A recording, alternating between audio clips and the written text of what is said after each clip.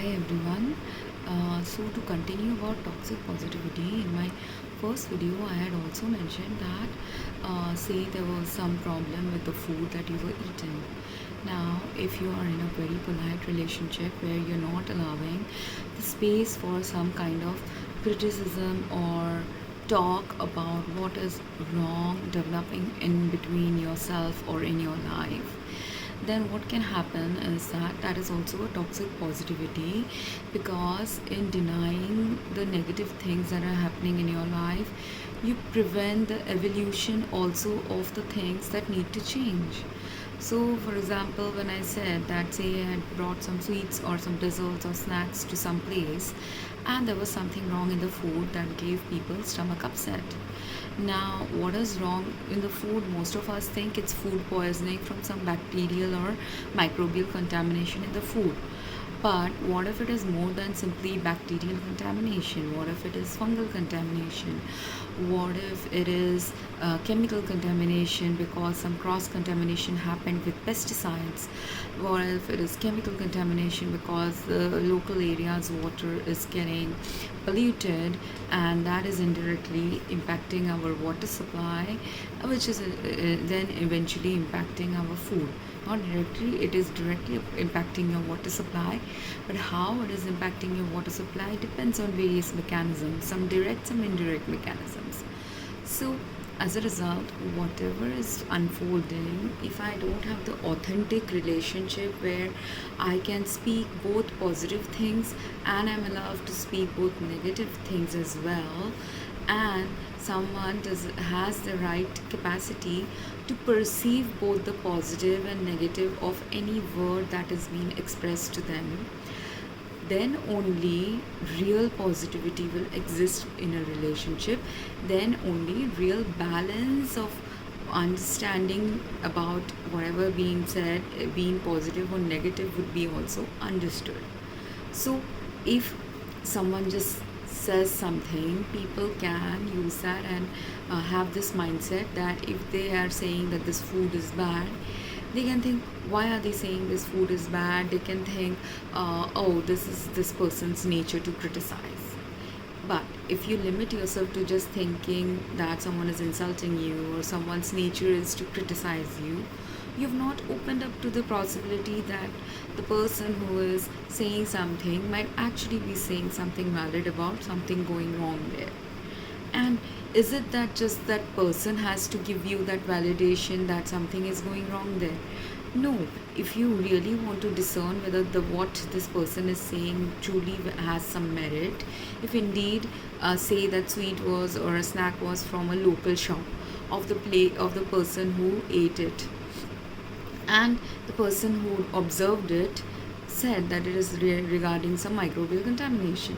Now, if that contamination is prevalent everywhere in the similar goods with which use wheat or sugar or whatever is very similarly used in that whole area to make their food, many of the other people also in that area would be having the same stomach health issues if they are using the same shop, or even if they are not using the same shop, if they are also using the same ingredients that's there in the market of that area, if they are also using the same water, same air, and the source of the contamination lies in the water, air, or food, or water, air, and food, so many people would be suffering. So just because one person mentions it, you need one person or a group of people to first observe what is going wrong.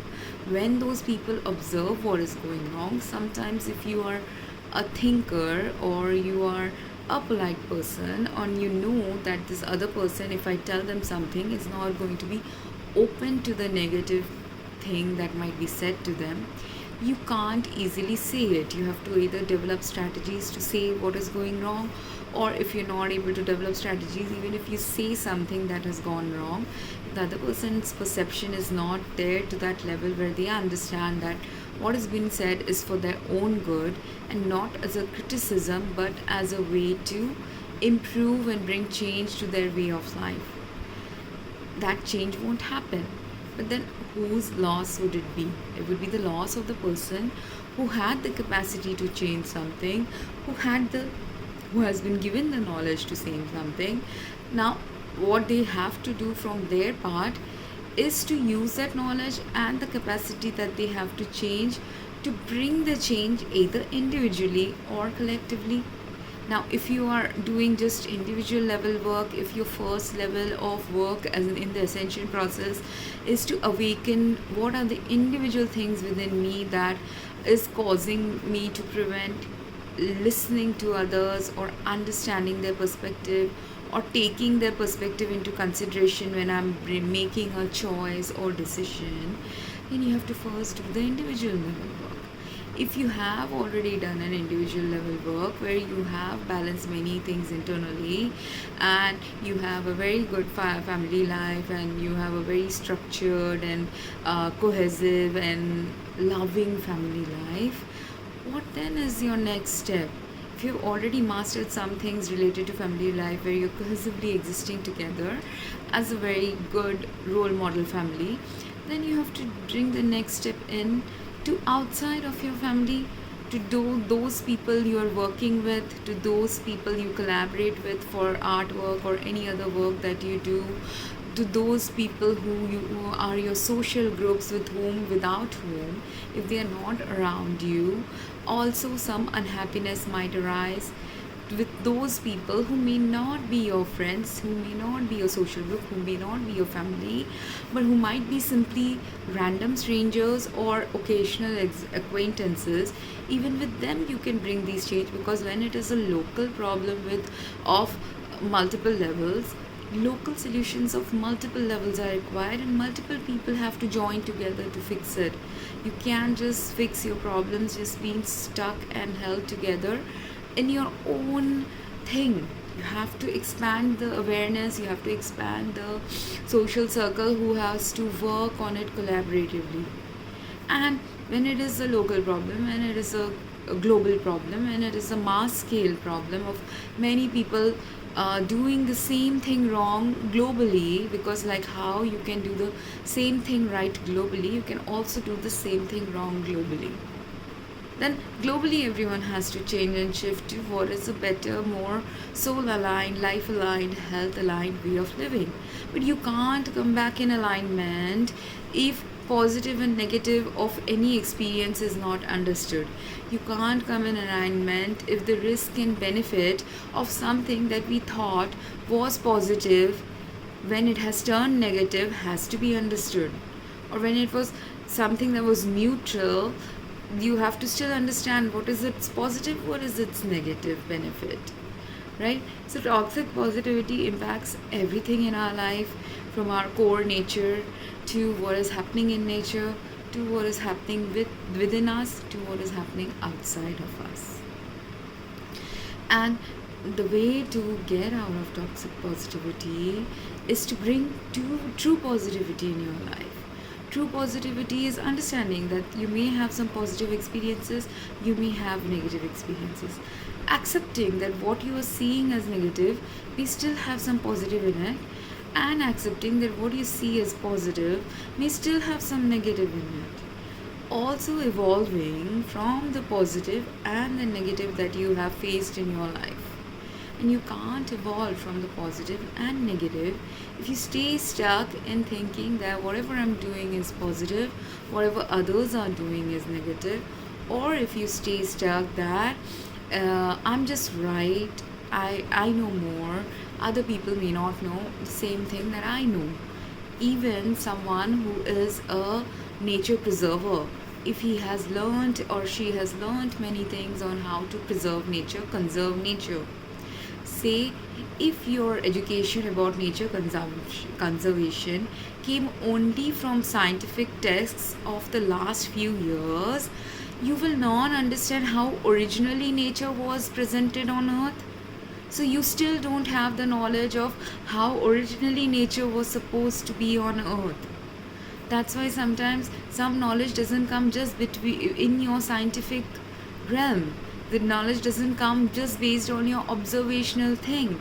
The knowledge comes from outside of you, from natural beings who are there on earth, which are called spirit guides. Who are these spirit guides? The spirit guides are ones who have existed for thousands of years, they are not in human form anymore because their life on earth as a human form has ended, but they know how originally life on earth was supposed to be. They know how originally a plant and tree, what best you could have done to conserve these trees. And that's why there are some people who are very spiritual, because if they can't maintain that spiritual energy, they can't connect to the old earth energy of the original earth. They can't connect to that original earth beings. They can't connect deeply and meaningfully with them to get the guidance on how to preserve earth. And many of us also understand at a subconscious level what is going wrong on earth when things are going wrong on earth. At the subconscious level, what is going wrong within us, or what is going wrong within our joint lives with our partners, when something is missing in our life, when something is negative in our life, that needs to shift and change towards true positivity. A true negative that is there to drive a true positive shift. But in order to understand that true negativity, if you don't understand yourself, and if you're consistently in a positive mindset and in denial of any negative experience showing up, or in denial that that negative experience can also drive some positivity within me or in my life, then you won't be able to make the shifts and changes that are needed in the ascension process for everyone to wake up. That even in the negative person that we have in our life, there's some positivity from to be driven from that negative experience. That negative nature of theirs also has some value. Nature, we don't like separation from humans, we don't like breakups, we don't enjoy divorces, we don't enjoy giving away things. Many people don't enjoy any of these things. But look at the tree that is flowering and has fruits, or is even giving away its wood and leaves to the humans. Why is a tree doing that? A tree is stable form which has a lot of abundance, and a tree is not meant to just exist by itself, even though it's a stable earthly form in one place. That's why a tree is able to, its purpose is to give to many things around it. But just because it's giving doesn't mean that the tree is not receiving many things. Tree is receiving the right light, air, water, nutrients from the soil. The nutrients from the soil are coming not simply from just the soil's chemical composition, but also the microbial and small planetary creature content of the soil. The earthworms, the insects, they are also doing some biochemical processes underneath the soil that is giving the tree the nutrients that is necessary. That's why if we bring nature out of balance and are using a lot of pesticides or other chemicals that harm these small planetary creatures, they won't be able to do their original functioning. Or if they are doing their original functioning, they're doing it in a diseased state.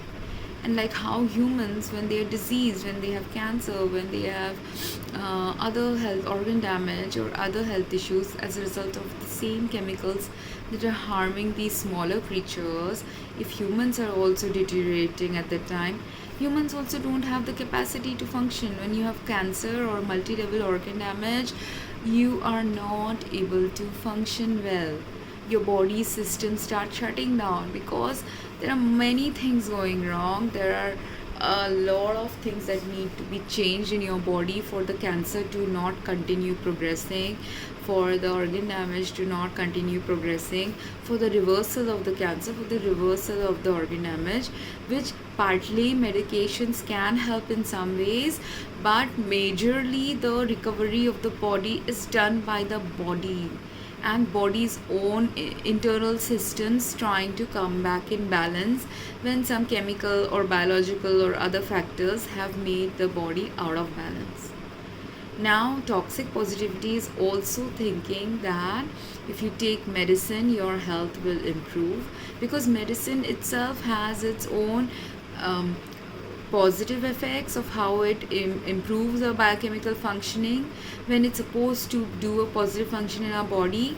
But when a medication is wrong for us, it will also, or after having taken a medication for a long time, if certain body systems are getting impacted by the chemicals in that medicine, our body will manifest side effects related to medication usage.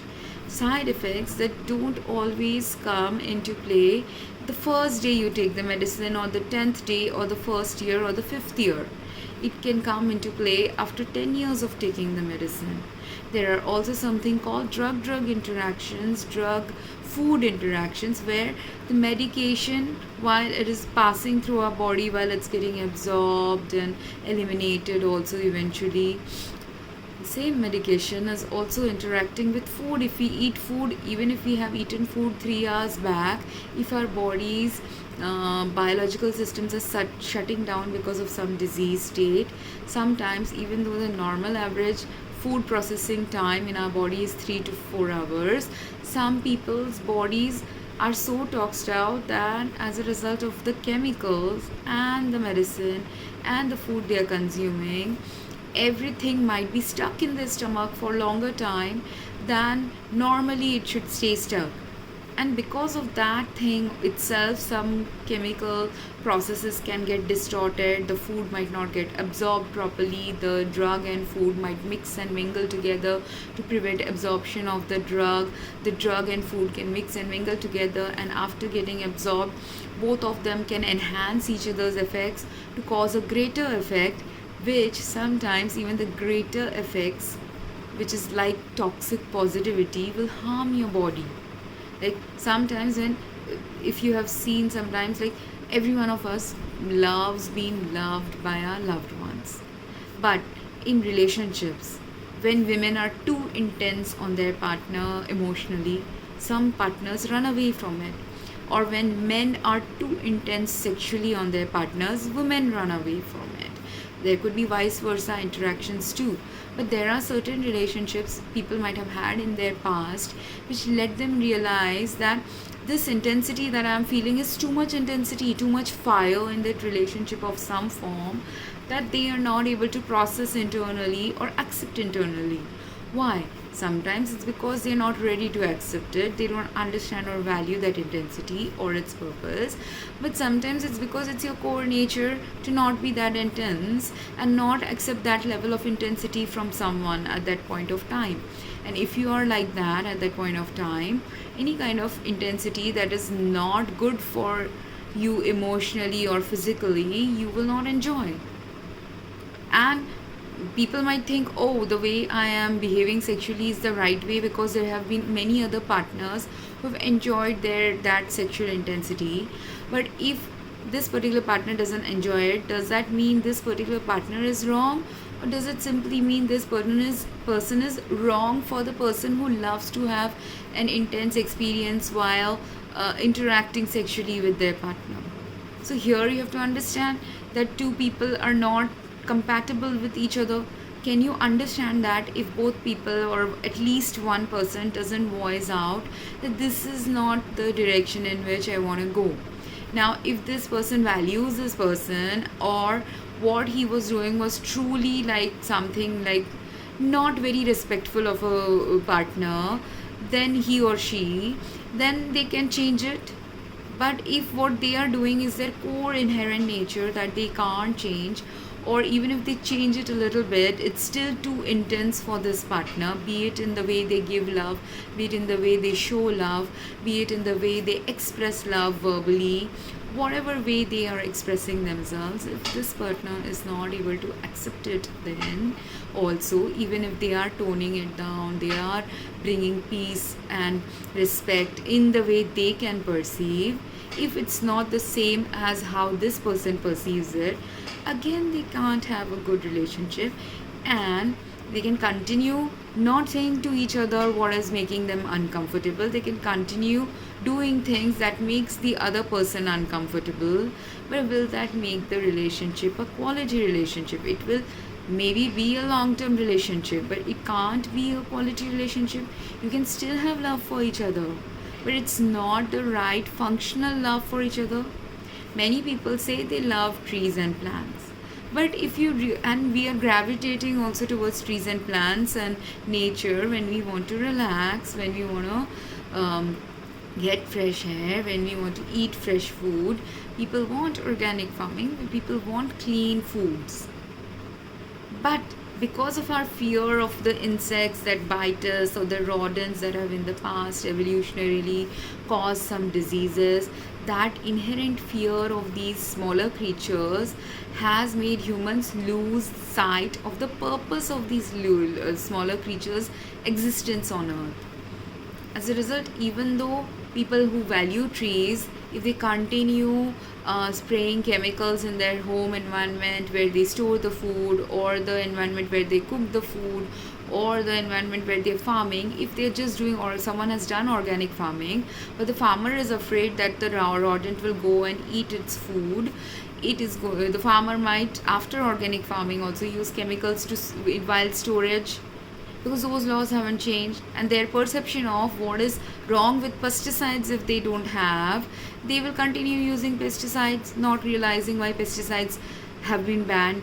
Or if the farmer was told 10 of these pesticides are banned, he's so much habituated in using pesticides, the other 10 pesticides that aren't banned, he might use that, thinking that these are not banned, I will use it, this is a new product, someone might market him and educate him that this is better for you, use it.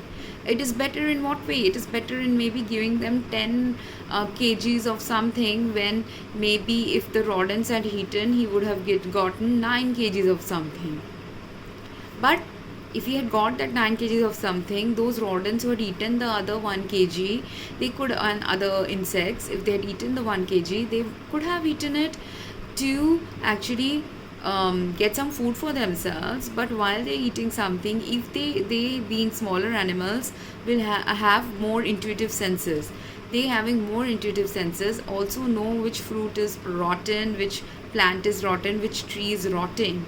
So they will not eat the whole fruit, half eat something that is rotten, which the purpose of them not eating, then if that rotten food is allowed to sink to the earth and bury under the earth can find the right mechanisms to give the right nutrients to the tree to fight the toxic fungus that is harmful for all planetary creatures. But if you spray fungicides or other chemicals on the trees, pesticides on the trees, what is happening is the natural processes are getting stopped.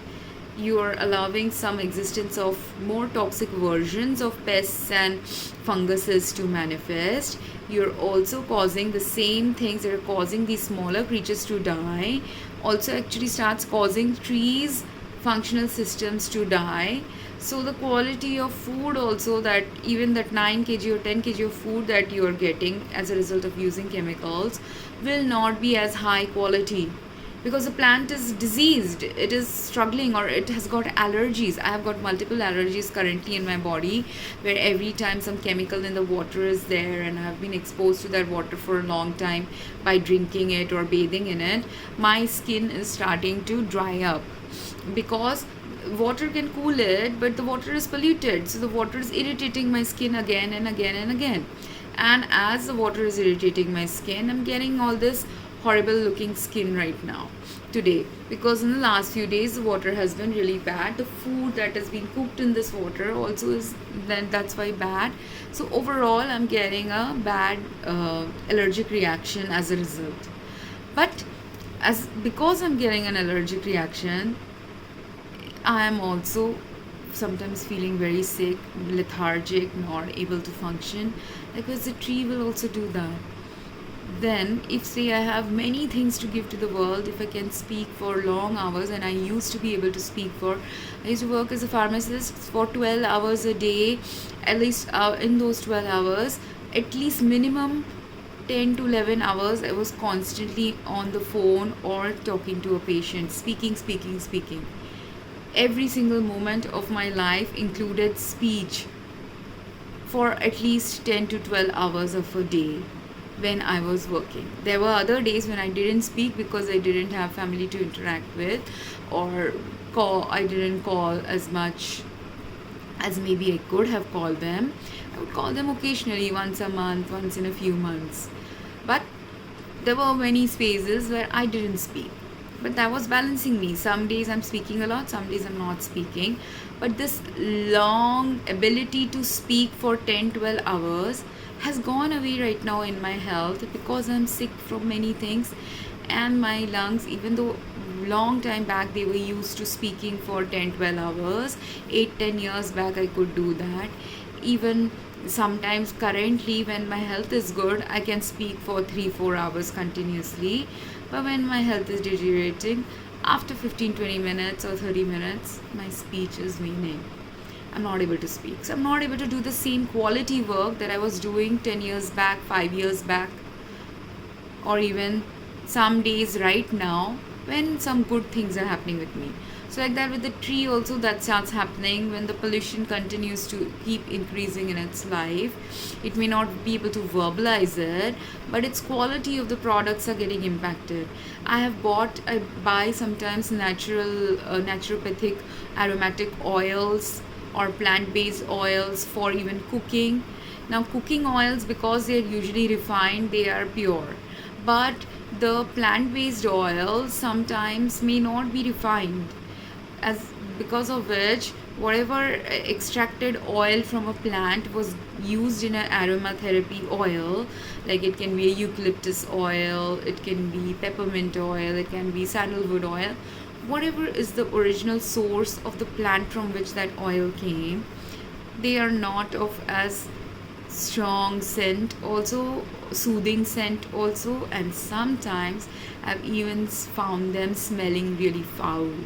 Because though say a eucalyptus plant is supposed to give this beautiful eucalyptus oil when you extract it from its leaves or barks, where whatever is the extraction method, I don't know, I haven't studied it. I can study it and give you the information, but the relevant thing in this is whatever oil the eucalyptus tree is giving me, I am able to smell from a product that was sold in the market that oil is not good quality. And I have also gone to places where eucalyptus trees are plenty, and I've observed the sharp difference between eucalyptus trees that are existing on roadsides where human activity is relatively less, only cars are passing by, versus places where other than cars there are also human activities of hotels, resorts, as a big, or just simple human habitation, which has resulted in chemical pollution of the area where the tree is existing. And the tree is not able to fight that chemical pollution anymore, because the pollution has been existing for centuries in some of these areas, for decades in some other areas, because of which these trees are now suffering. And the oil there, even the scent that is being dispersed by just a simple tree, I have not extracted any oil, they're just mildly dispersing some scent from their leaves in their local area. So the eucalyptus trees, which are healthy or healthier because less pollution is there, there that area's eucalyptus air quality and scent is so much purer than the area where pollution is existing. So it's simple dispersing of this oil in its environment is getting impacted by the chemicals in its environment or other toxins in its environment. So what is happening to a tree also happens to humans. Humans are a little bit more mobile, while a tree is grounded in one place. So its health impacting factors are in that locality of the place where the tree's roots are spreading, leaves are spreading. For a human, it is our locality of toxins are a little bit more varied, because we're moving around, we're going to office, we're using a vehicle, we are staying at home, while traveling to meet friends we are using vehicles, while visiting family we are using other vehicles, while enjoying vacations we are staying in places which is other than our place of residence. But all these places, chemical activities, and these places, food, water, air, clothing supply, how you keep your clothes clean, all the chemicals that are being used for all these processes are going to eventually impact our health. especially the health of those who are weaker in life, who are shorter and slimmer in life, who didn't get possibly much nutrition to become the sturdier selves that other people are. So if that's why there's the multiple reasons that COVID didn't hit people from taller countries as much as they did from people from shorter and densely populated countries. But COVID also hit some people in those taller countries where pollution levels are high. So it doesn't matter if you're from a, if you are, there is a little bit of protection if you are tall, sturdy, have eaten a lot of food and got all around, all through your life good quality nutritional food in your health. My health was much more healthier in US because the density of population is less, the same tree is not getting exploited, same land is not getting exploited as much as the same area of land in US has got less exploitation happening than the same area of land in India. That's why in the same area of land in India you will get multiple more chemical pollutants and other kinds of pollution and microbial contaminations than same acre of land in US. The chances are higher in India where it's densely populated everywhere.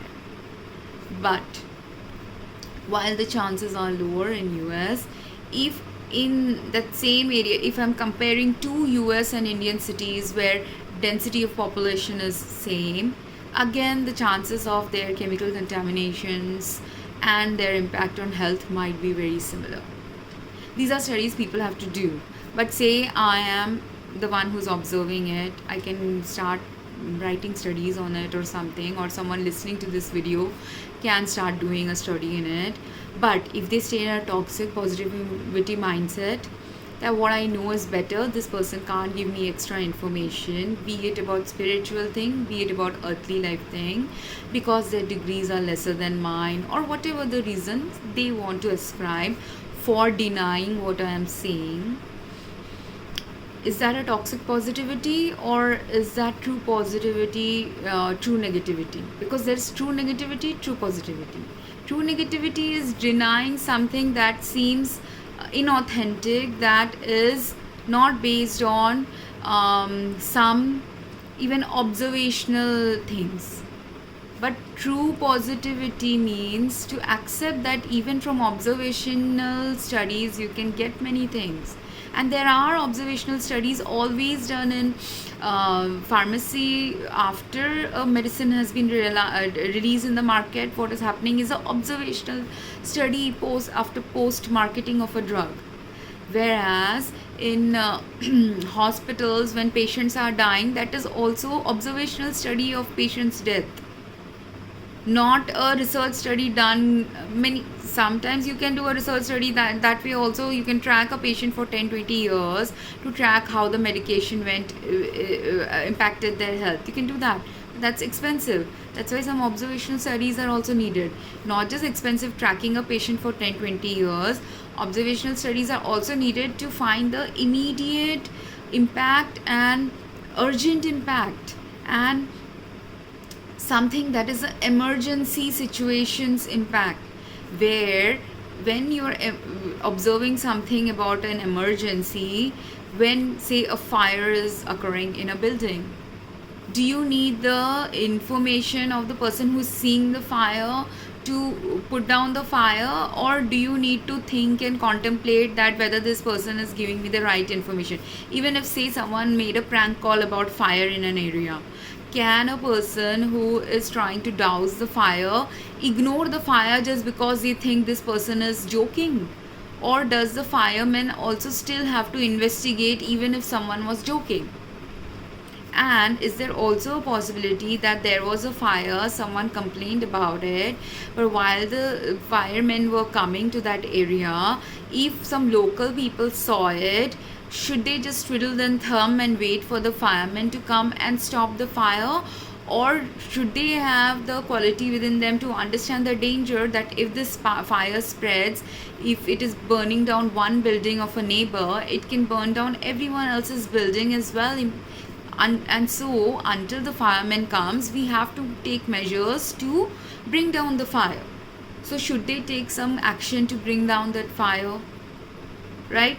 So, but if they are in toxic positivity mindset, that this is not my job, because that is also toxic positivity, saying that this is not my job. Yes, it is not your job to be a fireman, but it is your job to help a neighbor. That is your earthly job as a human coexisting with other humans. That doesn't get you any payment, but that is something that gives you the payment in the form of saving yourself sometimes. Because if the fireman has some delay, or say there were 2 fire breakouts in an area and they don't have a machine to go to 2 areas, they'll come in the area where there is possibly more fire first. So where there is less fire, the people in that area have to bring down that fire. Or if he got delayed because of some mechanical issues, whatever the reason they got delayed. Usually the fireman comes in 5 minutes, but now today they are taking 10, 20, 30 minutes to come. Can you wait 10, 20, 30 minutes to allow this fire to spread?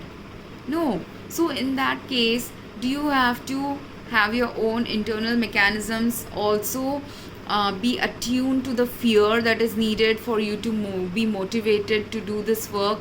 So if you're in toxic positivity mindset and you're clearing away all your fear and anxiety, will it help or will it hinder?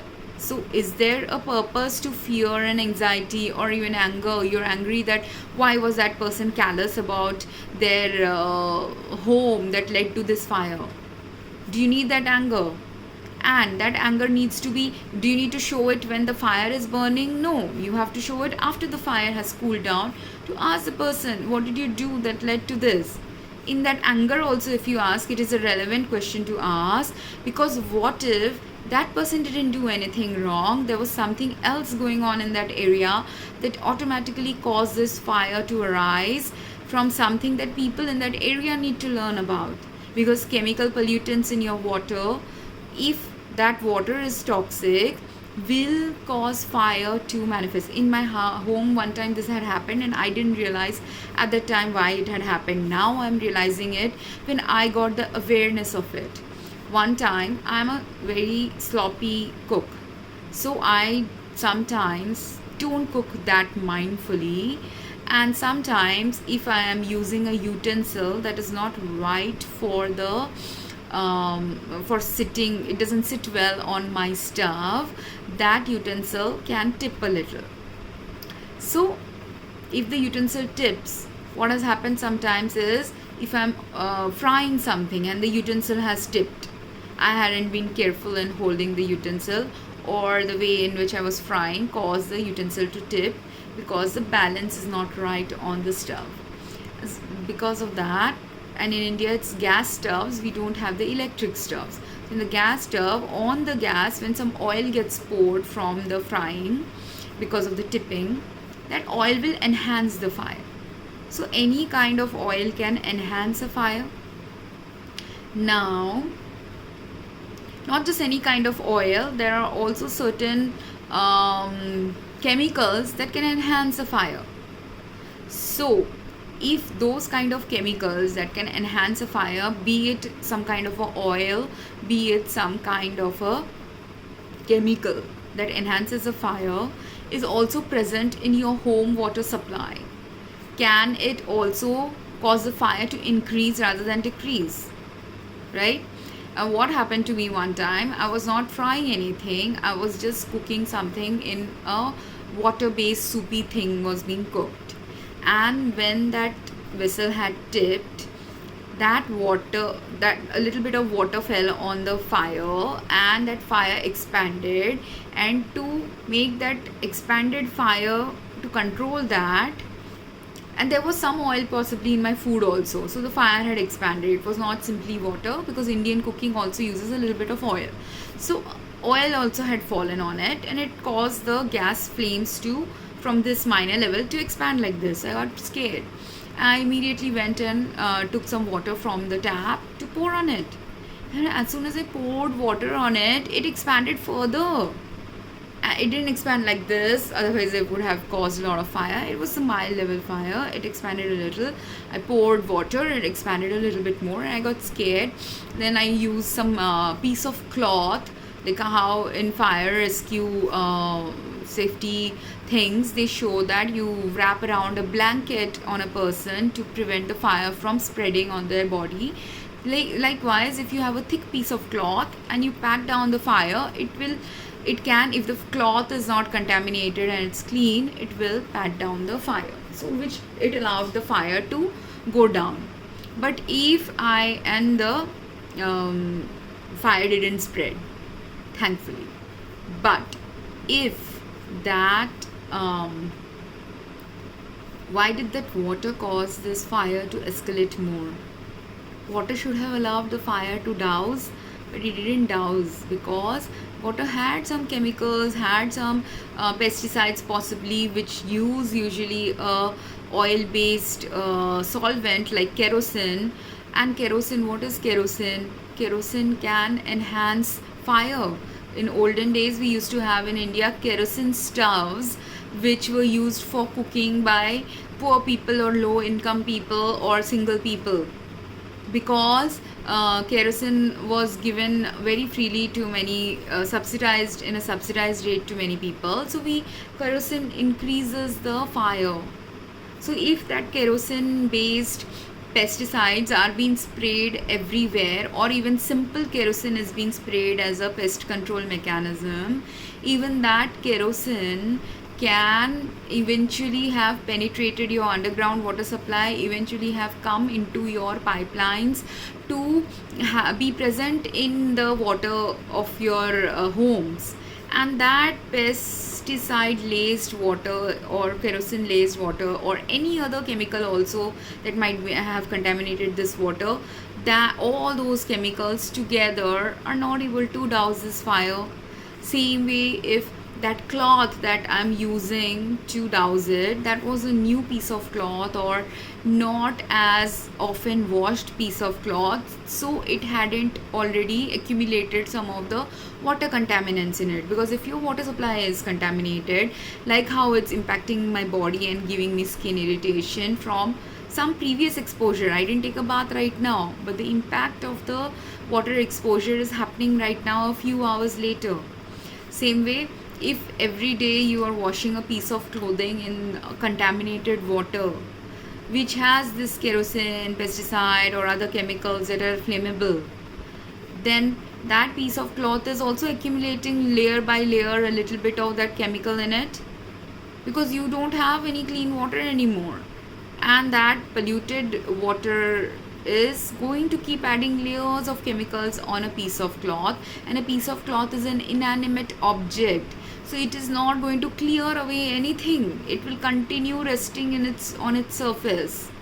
Maximum, if that layer of chemical that is accumulating on it, if it has become a massive layer of chemicals, if you do like this to a piece of cloth, the dust will come out of it. Dust filled with chemical contaminants might come out of it, but even then some of the fibers will still hold on to these chemicals that are there in your water supply. And that if that same chemical that caused this water to be flammable instead of dousing a fire, if that same water was used long term for this piece of cloth, even that cloth that I will use to douse the fire will be dangerous, and opposite thing will happen. So even though toxic positively, if everyone believes that I have water to prevent a fire safety hazard, I have firemen in our locality to prevent a fire safety hazard from manifesting, I have good blankets and everything to prevent a fire hazard from manifesting, will it stop manifesting? And it is kind of like the Titanic of what will happen if water pollution continues. In Titanic, they had many mechanisms to protect things. But what was the one mechanism that was missing, that initially led to the iceberg hitting this? That the person who is a junior was not listened like his bosses didn't listen to his expertise and experience because he was a junior. He said there is an iceberg, but the older person couldn't notice the iceberg, didn't trust the information provided by the person who did observe it. So even though there was a person in the Titanic who could have told people, see, there is a thing happening, who did tell people that there is an iceberg ahead, his words were discredited because people more expert than him didn't observe what he observed, because they didn't take action when he observed at the right time. The divine timing of him observing was right, but the divine timing of people trusting his expertise was not there, because of which these people didn't trust him. They decided there is no iceberg, and by the time they did finally realize there is an iceberg, the Titanic still struck the iceberg because it was too late to turn the ship around. And also icebergs, what you see ahead in the top of the above the ocean is the tip of the iceberg. The bottom part of the ocean has the major part of the iceberg. So even if an iceberg looks like it is 10-20 kilometers away to the person, the bottom part of the spread of the iceberg might not be 10-20 kilometers away, it might be only 2 kilometers away. That's why they couldn't turn it away in time, and at the lower part of the iceberg only struck them, not the tip of the iceberg that was still 10 kilometers away. Because you don't see what is underneath the sea, right? And which is how dangerous in any human's health toxic positivity is in anyone's health. The positivity that arises from people thinking, I have more expertise than someone who doesn't have my education. But what if they also have some expertise or intuitive knowledge that we don't have? What if because they are younger, or because some other life experience had happened to them, they perceive that even though the iceberg looks 20 kilometers away, 10 kilometers away, I need to warn them because I don't know what is underneath the ocean. So that's why. And if these people weren't in denial of the toxic positivity, that we have everything in every right thing has been done to keep this Titanic safe, they weren't able to keep it safe. Same way, if humans think, oh, I'm given vaccination, I have protected people, I'm monitoring rightly all patients who are coming to my hospital, but if the mechanism in which you're monitoring, only the right training is not available to you, right intuitive knowledge is not available to you to discern that sometimes even a patient who looks healthy could have other symptomatic criteria that is causing them to fall sick, you will not discern.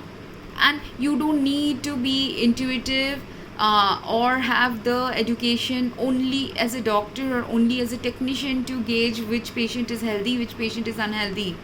There are people who have other intuitive skills, other healthcare skills that can also determine when they know someone is sick, someone is not sick, what is causing sickness, what is not causing sickness.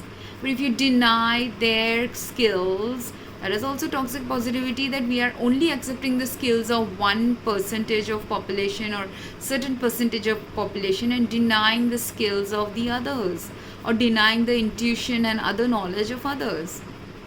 That's same way with farming, same way with any topic I'm talking about. I do not have an educational degree in some of these topics. I have an educational degree in some of these topics.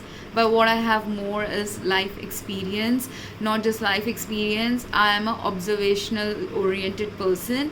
As a result, I observe and an empathetic person. So I observe very subtle micro differences that other people who are busy in their lives will not be able to observe, because they are busy. The person who is busy's purpose is to do work, but they have to do the work of the person who is not busy and is observing and is knowing when there is danger, when there is not danger. And the person who did observe it, his job was to only look at iceberg and danger. So his word should have been taken into credit because that is his job. but they didn't value him for his job because he was a lowly worker, lower ranked worker. But everyone, doesn't matter if you're lower rank, higher rank, everyone has a purpose, every creature has a purpose. If you discredit the purpose of the lower ranking creatures right now, you're getting unhealthy. If you discredit the purpose of the lower emotions also of our life, that causes toxic positivity, which in turn causes health impact. If you stay in denial of the observation of those who been in the lower ranks, understand what is going wrong, because someone has to be in the lower rank to observe. If everyone was in the higher ranks, serving food, being the captain of the ship, being the steward of the ship, being the musician in the ship, and getting high paying jobs in the ship, and no one was the lower rank person, then how will the lower rank people's job be done? And those people on earth right now, currently, earth is right now like a Titanic. Earth is sinking in different ways, but those who are in the capacity and life experience wise or education wise, or all of them combined, able to understand why earth is sinking, and if we don't want the earth to sink, we have to take some precautions. They know what are the icebergs. Some people, that's why intuitively also, you may have, some people have that intuitive knowledge now. Where is the iceberg? Where if it strikes earth, it will cause worse problems from manifesting. If you don't listen to their signaling systems of telling you, because when the iceberg is going to hit, he has to shout. He can't be his polite self, hey captain, there is an iceberg, can you please look at it? Can you be like that? Or do you have to shout from far away that there is an iceberg, there's danger, you have to move the ship right now? You have to be panicked. You have to be panicked, you have to be anxious, you have to raise your voice, you have to shout. You can't be meek for a danger.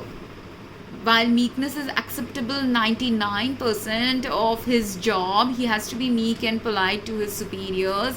He has to be also kind and respectful to his superiors. But when there is danger, meekness doesn't work, kindness doesn't work, respect doesn't work. What works is him conveying the danger in the right manner, which is a panic signal only, or shouting about it, or insisting that even if his boss didn't trust his intuition, he had to keep insisting. If he shuts down, oh, my boss is like shutting me down, and there are people who do that if someone shouts at you, or if someone is your boss and you know they outrank you and they're not listening to you, you will shut down and you will keep quiet. But you can't do the job of a person who has to survey danger if you are meek that way also. People might give you tens of verbal abuse, or because they are your superior, they may cut your pay. But if you want to really do your good job, you have to still be that thing that is not acceptable socially most times. So which is what is happening on earth of too many people who are not toxic positive, neither are they toxic negative, because they know what is the value of the negative trait when that should be manifesting, what is the value of the positive trait and when that should be manifesting. But if people just think that this person shouts because she is just someone who is shouting, or he is shouting because he is just someone who loves to shout, and completely discredit that there is a purpose to his shouting. When this Titanic was sinking, say when he was shouting, some person who is living in the first class of the ship hears him, he could think, what poorly trained person this is, that he doesn't know how to be respectful to his captain. Say a person thought like that. Now, would he eventually realize the benefit after the ship was sinking, why this person was shouting? Maybe if his panic had gone away, if he was not running away, or after his death, if he is doing something where he understood why this person was shouting. But at that time, if he had understood, instead of being obnoxiously thinking that this person is just shouting, he is a rude person, if he had thought, why is this person shouting at his captain? What is going wrong? Let me go and investigate. What if he had investigated?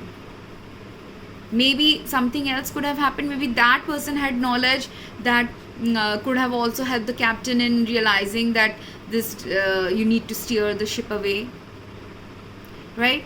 Because sometimes you overhear things because you have some part of information where you have to collaboratively do something to prevent something from happening that is dangerous. So that's why everything in life is interconnected. Every soul brings value, every planetary creature brings value and expertise about what is going wrong and what is going right. If everything is going right, you will see happy flora, fauna, trees, healthy trees giving us lots and lots of fruits. You can increase your productivity by being kind to your tree also. You can increase your productivity by being kind to all the planetary creatures, because if you happily give a little bit, a quarter of your food or 1/10 or 1% of your food to your planetary creatures that are eating it from your garden, eating it from your plantation, they will bring the right information forward that causes your trees and things to function, because that is true abundance. And toxic positivity or toxic negativity prevents people from observing the true abundance that lies in sharing with everyone, in understanding that each thing that we own and possess in life, or we have grown fruitfully by ourselves in life, is something that is meant to be shared. If you hold on to it, if you don't share it, if you don't understand that that is part of increasing your abundance and evolution of abundance, that is when you get limited. That is when death, destruction, disease, calamities strike, because you stopped sharing, stopped understanding the value of sharing, started doing things to keep acquiring rather than sharing, and started exploiting people and other planetary creatures. It begins with exploitation of planetary creatures, but it ends with exploitation of many humans, or not understanding the plight of health and other needs of many humans. Because it is a slowly step-by-step process of things decaying and going towards destruction. Likewise, the same step-by-step processes that took you towards destruction, if you start reducing it step by step, it will also take you towards healing. It will also drive you towards change that doesn't work anymore of the previous things also. And now some new things have to come into play. Some new knowledge has to come into play. But if we stay toxic positive, we don't openly express what's going wrong, don't openly understand the person who's saying something is going wrong, then you can't bring that change to redirect things towards a better way of living, better way of doing things, more health aligned, soul aligned, earth aligned ways of living. So that's why toxic positivity is a trait when ascending, or even toxic negativity, where if we presume that the person who is being negative is being toxic, is a toxic negativity manifestation, where you're presuming something that is not true, possibly, where someone shouting at you, someone being angry at you, or anyone else is a necessity. Your body is shouting at you when you are having inflammation, skin irritation, organ damage. Body is screaming. And if you don't understand why the body is screaming, and if you just positively think a medication will solve all my problems, but apart from medication, you also need water, air, food, clean clothing, clean place to live, clean place to work, clean place to travel, to support your health recovery. Otherwise, your immune system is constantly on overdrive, fighting all these different areas of pollution that is impacting your health.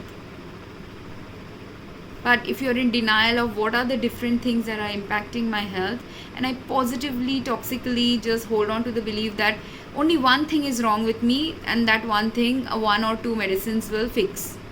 1 or 10 medicines might fix if you have gone into danger levels of healthcare. But if you have gone to that danger levels and you are not able to perceive that there are multiple other factors impacting your danger levels of health, which can't be stopped simply by medication, your positive attitude is toxic and it will not save you from dying or worse health statuses from manifesting, which is what happened to me. I was positive, but I was also partly toxic positive, thinking, okay, I know this is supposed to help you, but it's not helping me anymore.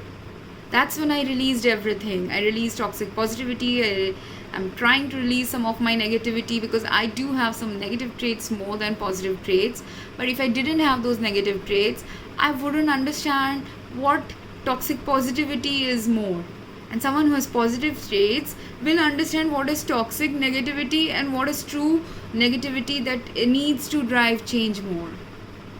Does it make sense? So I hope this video made sense. It's a long video and it is not just about toxic positivity. It's about how it impacts our life, or how not fixing toxic positivity can impact other avenues of our life. So if you have any comments or any other questions, please drop a comment. Thank you.